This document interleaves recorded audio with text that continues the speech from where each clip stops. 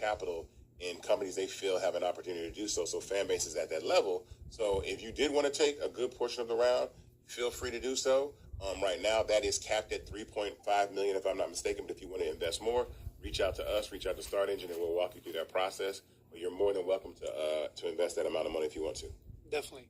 I want to grab 2 comments / questions and answer them at once. Mm-hmm.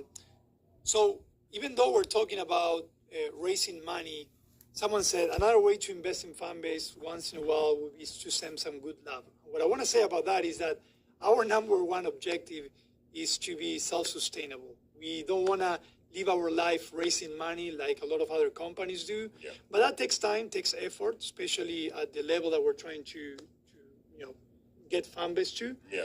But our objective is obviously to become profitable. And, Fanbase is generating revenue since day one, which is something... Let's explain that. Because Yes. a lot of times people ask questions. So let me compare Fanbase, and I like this because this is positive. This is a positive moment. So typically in the past, companies were founded as startups. There's a phase called startup. That means in the startup phase, the company is figuring itself out in the way that it's going to make money, right? They have an idea, they have users, but how do we monetize that user base in a way that makes the company something that becomes, that starts to generate revenue and then become a profitable company? The next phase is generating revenue. There's a generating revenue phase. They figured it out. And what typically happens with a lot of those platforms is they start running advertising. And then once they figure out the advertising recipe, the formula that works, later on down the line, those companies become profitable. They might become profitable. And some still haven't, but the point is the amount of funding that gets put into this. And I'll say a quick note. Facebook was funded, I want to say almost 6 to 8 years pre-revenue. So they had a great idea. They knew they had a lot of people using the platform, but they still didn't know how they were going to make money. Same thing with Instagram. Instagram did not start generating revenue until 2014. They were founded in 2010. They didn't start generating revenue. The difference between all those platforms and Fanbase is the day that Fanbase launched on the App Store, we generated revenue. And a huge difference in that is the way that we approach how we were going to build the platform. I wanted to build something that allowed people to monetize from the moment they got there. And what that is a rev share model. It hadn't been done before. So there was no app that allowed you to monetize in a mobile application from the moment that you signed up and actually make money. So that was a big leap in the way that we felt like our business is going to grow. Now, if you noticed, a lot of these other platforms all of a sudden now care about content creators. There's a word about the creator economy and content creators and all that kind of stuff. But simultaneously, these platforms still have to maintain that relationship with advertisers and ad revenue. So it makes the experience not as fruitful as it could be for somebody like that. So Fanbase is an app that started as a platform that was generating revenue. So we went from startup to generating revenue out the gate. Now, when we scale that revenue to a level that we're also be able to be a company that's successful in the profitability phase, we don't have to figure out how to make money. There's companies still that haven't figured out how to make money, and they just have a giant user base. So I think that's the difference. We've got the formula figured out. Now we just need to scale that, and then we'll increase past just generating revenue to a place where we're a lot more profitable. Yeah, and I will say as well is as we grow, we're also going to be diversifying the way we generate revenue. Yes. Right now, you can make money, and when I say you, I mean us as well, through subscriptions or Lab, which is our digital currency, right? So we have 2 revenue streams. Now that happens across all 6/7 content creation verticals. So that will keep growing, but we're also going to be diversifying. I did mention in the past, partnerships is a great way to also generate revenue. We are starting to pilot branded experiences. Probably you guys heard about branded audios. So we are and we want to start working with brands. Now, we're not talking about your traditional ad space that, shadow bans and make sure that, your content doesn't show up. We're talking about creative and non-traditional ways to do branding that benefits the creator, benefits the brand, and obviously benefits Fanbase. So as we grow, we are going to be diversifying those revenue streams as well. So that's one of the things that I'm also super excited. Well, because a lot of times what it is the first thought that a company has these current apps is how do they make money off of you? So most of the decisions that they make are to drive revenue. And that doesn't necessarily mean it's in the best interest of the user. That means they might have to suppress your content, or they might have to start charging you to use the platform, or whatever it is, because once they figure that out, and also when these platforms go to scale and they're worth billions of dollars, their bills are a lot higher than our bills. So they have to make those revenue decisions like, yeah, we got to limit the amount of time you can do this or suppress your content, so we force advertisers to come and spend ad money with us when we don't want to do that. We want to scale and build a product along with the community that does not affect the user experience. And this is hard. Again, I think that there have been a lot of social media platforms that have come and gone, even in the time that Fanbase has been founded. So this is extremely, extremely hard. I want to give credit to the development team. I want to give credit to Ramiro. I want to give credit to the CFO, the marketing team, because I think this is a very smart, responsible team. We take risks, but we're also responsible, and we just don't throw money at the wall to see if it sticks. This is a plan, and we stick to our plan. And I'm happy that we're doing that. Yeah, definitely. So I'm seeing some questions about some of the functionality that I want to answer. Hello, I'm the Someone narrator said, for will Memoir. we ever be able to post images in the chat? And I want to use that opportunity to mention that as we continue growing audio, we are also working in a roadmap that will bring multimedia inside audio as well. Not necessarily, I'm not saying that we're going to bring images to chat, but we are recognizing the need to grow the way you guys interact inside audio room and so on. We've been thinking about that for quite some time. I want to talk about that real quick. Oh, No, just Go something. ahead. No, so one of the things that I like in being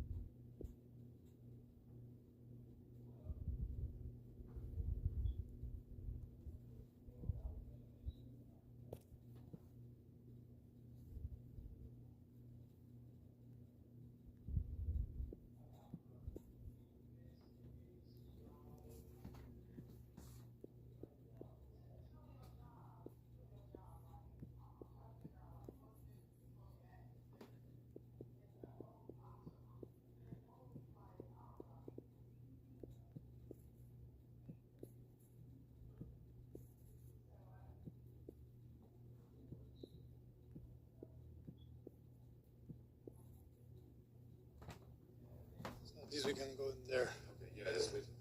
Hey guys, sorry the internet went out briefly. See, That's it. that's another reason why we want to That's move why out we're of moving. this See? office. Another reason why we're moving. Internet went out. That's it right there. Reason number one, the internet went out. But I'll pick up where we left off because I don't know where people lost us. But Ramiro mentioned the fact that adding multimedia functionality to audio is something that we want to do down the road. Not necessarily saying we're going to add images and chat inside of audio, but what I was saying before is that I get to imagine and think of anything, and Ramiro and the team consistently deliver. So there's no limits on what I'm able to think of. And something that we thought about doing, I think we started designing this maybe about 10 months ago, is actually creating the opportunity to put video inside of audio rooms in ways, multimedia video, pinned inside of audio rooms. I don't want people to think that that's something new. That's something that we've already, been thinking about doing, along with other things that go along with audio, because it's an immersive experience. And so audio, social audio can also include a visual component to it as people use it and create a different type of experience. And so we're definitely working towards that in 2024. I might drop a sneak peek image. I don't know. Sometimes I do that. Sanders, we gotta, this guy Sanders, he gets out of control, so we gotta, No, I know, but I like to put. Well, I like to get people excited about it because there's a lot of stuff that we prototypes and stuff like that. But anyway, multimedia. But one thing I will say that I know that I want to put in the chat inside of audio is GIFs. I do want to put GIFs. GIFs is like even in the reaction. So two things I'll say right now. I'm just gonna put it on Ramiro. I want stage reactions to have GIFs, and I also want the chat to have GIFs. So I'm saying, and I know they can do it, so that's why I'm like talking like this. Like they're gonna be up just like that's nothing. That's nothing. GIFs on stage reactions and GIFs in chat. That's nothing. It's coming. Don't worry about it. We'll make sure that it happens for sure.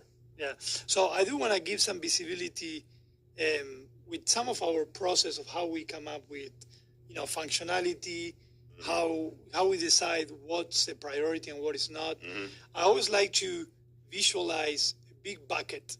Imagine a bucket that is composed of feedback from multiple places. Number one is our amazing user base. So if you don't believe it by now, for those that have been in Fanbase for a very long time, we hear, we listen to you. So a lot of times, what you experience and how you experience things in Fanbase, we know about it, we analyze it, we hear you, and that also weights into the decisions of what direction we go. We listen to the user a lot. Number two is we have a very large set of insights that allows us to also understand what's working, what is not working, what's driving monetization, what is not driving monetization. We also have, just like Isaac said, a lot of vision as well. You gotta have vision, because if you just try to follow numbers and trends only, then you're missing some things as well, right? And we also have a lot of feedback internally. We have our marketing team, we have our senior advisors, we have our product team as well.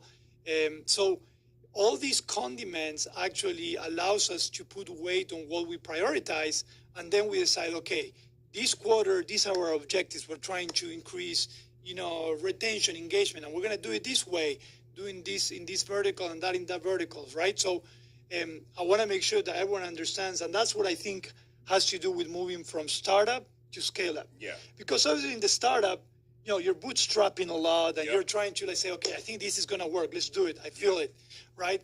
And now we're trying to look at insights and trying to make better decisions, and we're at that stage. Now, we do make mistakes. Like you said, you got to take risks, right? Absolutely. But without risk, you don't know if something should work or not. You don't get to be pioneer either. But we definitely want to be, we're very, very intentional with our decisions of what we develop and what we don't. Yeah, I want to be. I want Fanbase to be the coolest app ever. Like that's. Apps should be fun, but I think we're also transitioning into a place in society where the value of content is totally shifting because there's so much money being made. And I think the biggest thing is video. Once video got added to social media, it changed the experience and turned everybody into their own kind of like multimedia television network that they can monetize or engage or connect with people in creative ways. And so there's a lot in store for stuff like that. And so if we want to talk about, I want to say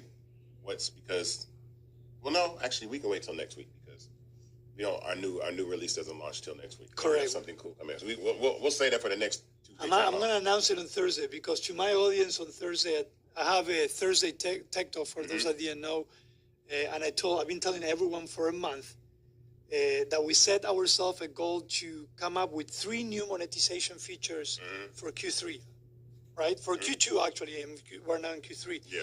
We delivered 2 of those already. Lab on Chatroom, exclusive live stream that went out a couple of weeks ago, and the third one is coming next week, but I'm going to wait until Thursday to announce it. Yeah. Oh, good. I'm actually going to create exclusive content, so if you want to unlock it with Lab or subscribe to me, you'll be able to see it. Absolutely. One question, Isaac. I know we have a lot of new users in the audience as well, and I want us to talk a little bit about not only the differences, but how they can transition into Fanbase. Does Fanbase have the same capabilities, let's say, like TikTok or Instagram? Oh, okay. Well, yeah. I think we do. We have a short form video creator called Flix, which allows you to edit videos in segments, add effects, add text, add GIFs and stickers and all those types of things.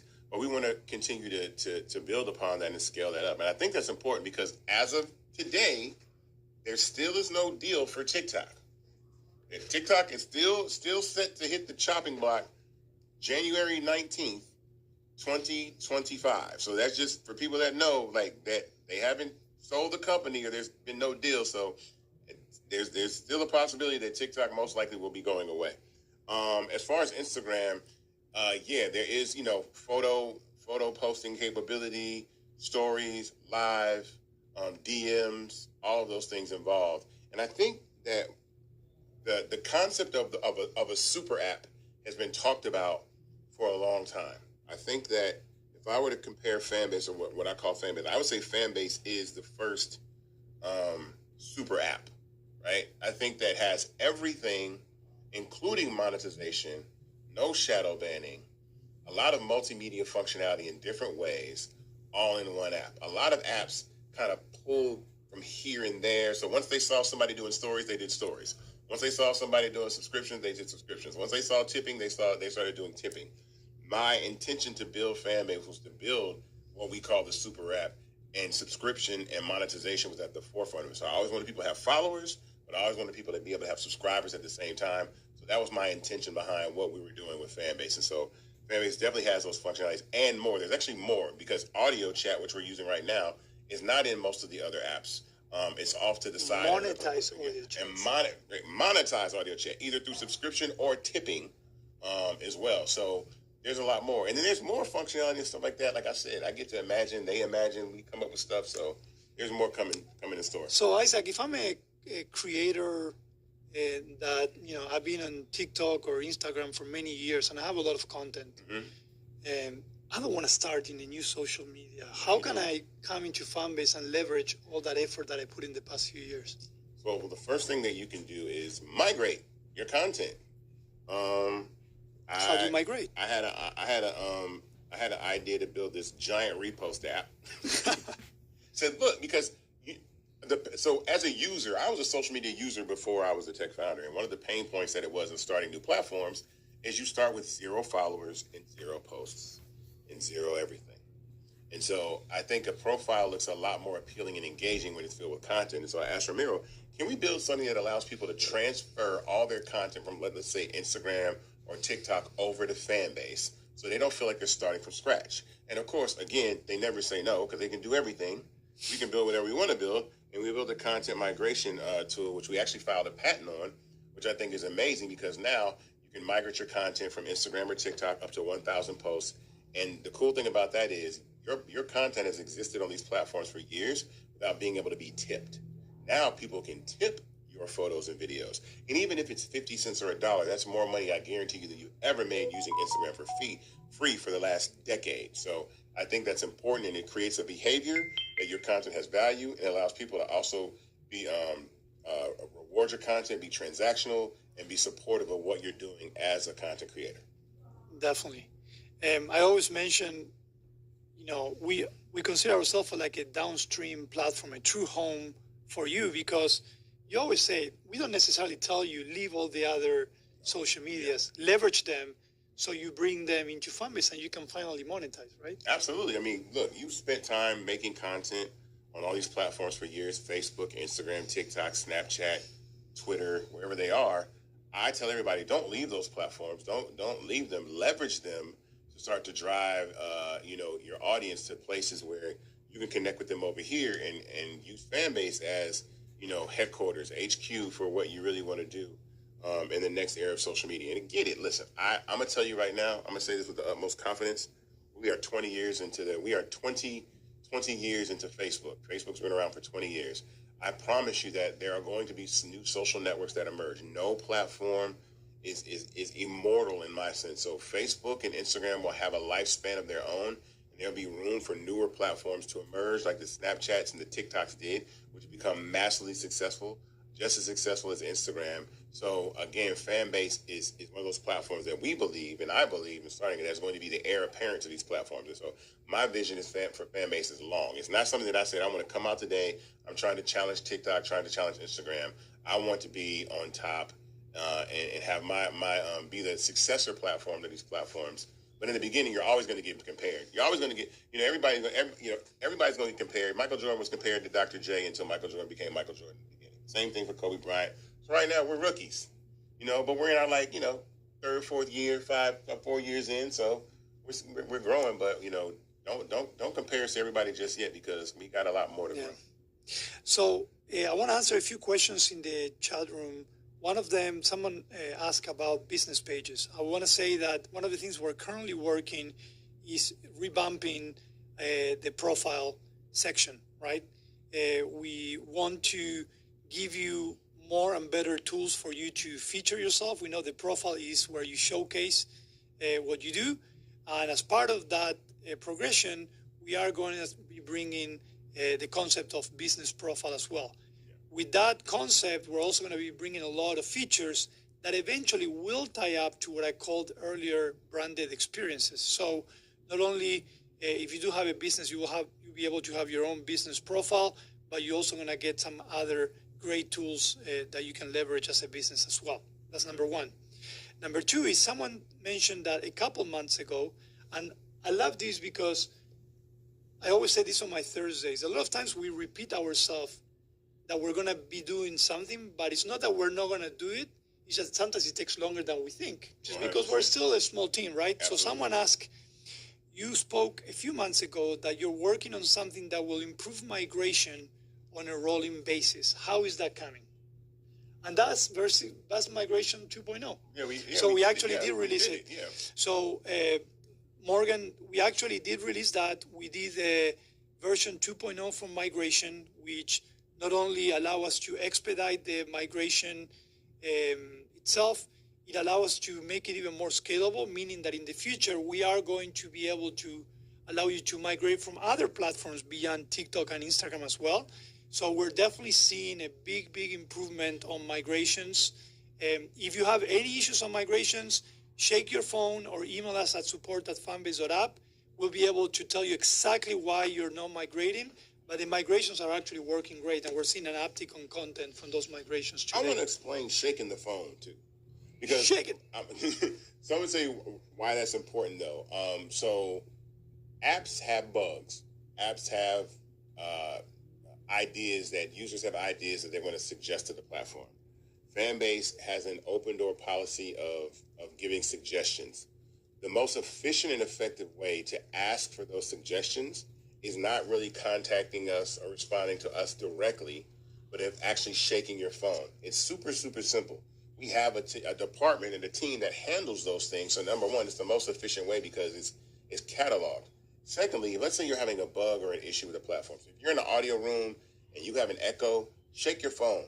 Be as detailed about what device you're using, what you did before you heard the echo. Well, you don't have to tell what device you're using. We can get that anonymously. Okay, cool. So that's what shaking really helps us with. So shaking kind of gives us a snapshot and says, okay, I'm doing this. I was doing this right before I heard the echo. And so, catching bugs is like solving crimes. And so doing those things gives us a world of information that we still might not get from you, because I have had issues in the past and I'll say, hey, this isn't working. And then I'll tell the team, they'll say, hey, Isaac, we were able to recreate that issue and we've already fixed it. So I shake the phone. I'm a phone. Matter of fact, I'll try to, I might say something to Ramiro. You're like, remember, shake your phone. I'm like, all right, yeah. So I shake the phone.